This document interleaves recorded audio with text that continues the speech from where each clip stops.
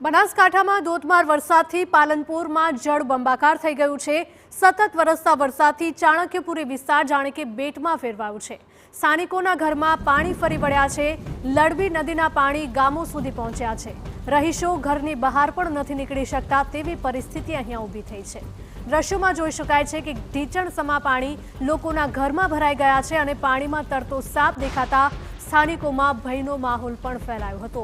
આ સમગ્ર વિસ્તારમાં ઢીચણસમા પાણી ભરાતા સ્થાનિકોને ભારે મુશ્કેલી પડી રહી છે। રાતથી પાણી ભરાયેલા હોવા છતાં પણ તંત્રએ કોઈ જ કામગીરી ન કરતા લોકોમાં રોષ જોવા મળ્યો હતો। રહીશોએ તંત્રની પ્રી મોન્સૂન કામગીરી સામે આક્રોશ વ્યક્ત કર્યો હતો। મોડી રાતથી બનાસકાંઠામાં ધોધમાર વરસાદ વરસી રહ્યો છે ત્યારે પાલનપુરના ચાણક્યપુરી વિસ્તારમાં જળબંબાકારની સ્થિતિ જેના દ્રશ્યો સામે આવ્યા છે। લોકોના ઘરમાં પણ નદીના પાણી ઘૂસી જતા ઘર વખરીને મોટા પાયે નુકસાન થયું છે। મોડી રાતથી લઈ અત્યાર સુધી રહીશોએ ભયના ઓથાર હેઠળ રહેવા મજબૂર બન્યા છે। તંત્રએ તો પ્રી મોન્સૂન કામગીરીના મોટા દાવા કર્યા હતા પરંતુ પાણીનો નિકાલ ન થતા લોકોમાં રોષ ભભૂકી ઉઠ્યો છે।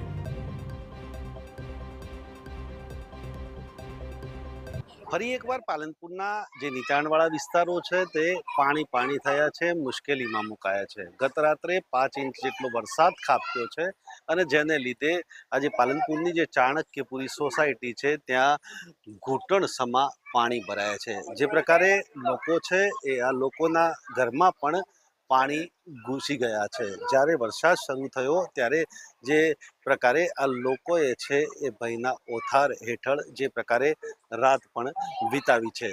ત્યારે અત્યારે જે ચાણક્યપુરી વિસ્તારના લોકો છે એમના ઘરમાં પાણી ઘૂસી ગયા છે।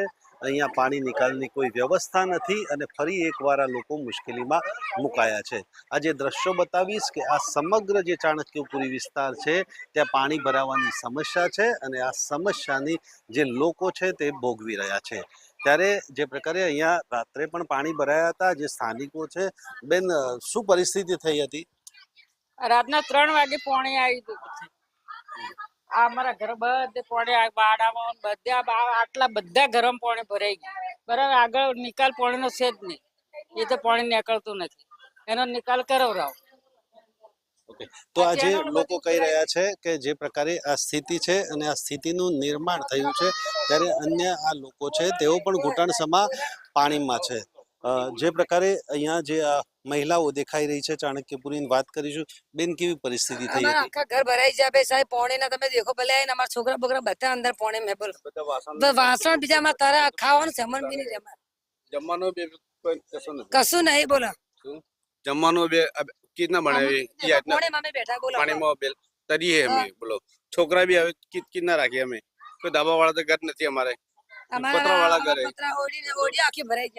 અમારે તો છોકરાઓ બોકરા ખાવા માટે સ્કૂલ જવા માટે બિચારાને તકલીફ થાય છે। સ્કૂલ કેવી રીતે મોકલવાના અમારે આટલા પાણીમાં?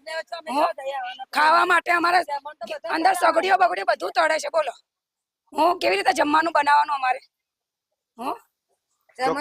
નીચાણવાળો વિસ્તાર તો છે પણ આના સમસ્યાનું સમાધાન હોવું જોઈએ। પાલનપુર નગરપાલિકાએ જે પ્રકારે આ પાણી ભરાઈ રહે છે ને તેના નિકાલની વ્યવસ્થા કરવામાં આવતી નથી ત્યારે દર ચોમાસામાં એટલે કે જ્યારે પણ વરસાદ પડે ત્યારે આ વિસ્તારના લોકો મુશ્કેલીમાં મુકાય છે। આ દ્રશ્યો બતાવવાનો હેતુ એ છે કે નગરપાલિકા અને તંત્ર જાગે અને આ વિસ્તારનું જે પાણી છે તેના નિકાલની વ્યવસ્થા કરે। અતુલ ત્રિવેદી, TV9 બનાસકાંઠા।